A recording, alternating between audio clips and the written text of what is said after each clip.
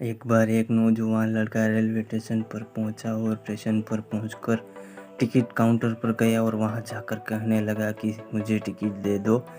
Counter पर बैठे व्यक्ति ने उससे पूछा कि आपको कहाँ का टिकट चाहिए। उस लड़के ने कहा, टिकट दे दो, आपको समझ नहीं आ रहा, मुझे टिकट दे दो। काउंटर पर बैठे व्यक्ति ने सोचा कि ये शायद थोड़ा सा खिसका हुआ है, इसलिए इस प्रकार की बात कर रहा है।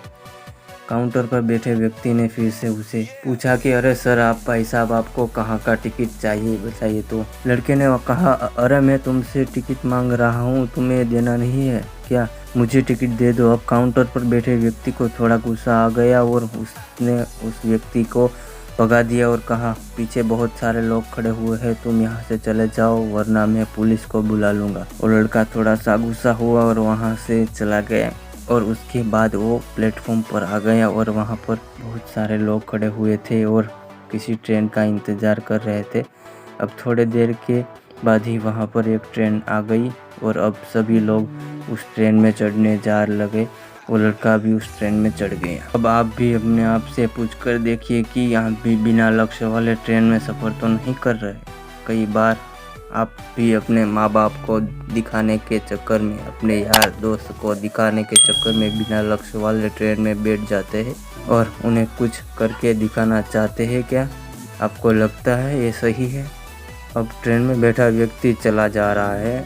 कुछ दिन के बाद वो बोर हो जाता है, परेशान होने लगता है कि ये मैं कहाँ जा रहा हूँ। और फिर थोड़े दिन के बाद उसे एक स्टेशन दिखता है और बहुत सारे लोग उतर रहे होते हैं और फिर वो भी वहाँ पर उतर जाता है। लेकिन स्टेशन पर उतरने के बाद उसे ये समझ में आता है कि मुझे यहाँ आना ही नहीं था, मुझे तो कहीं और जाना था। अब फिर से आप अपने आप से पूछिए कि कई बार आप किसी रास्ते पर निकल लेते हैं, बिना लक्ष्य बनाए निकल लेते हैं और कुछ दिनों के बाद आपको ये महसूस होता है कि आपको यहाँ तो बनना ही नहीं था, आपको तो करना ही नहीं था, आप तो किसी और चीज़ के लिए परफेक्ट हो और आपको तो वो करना था।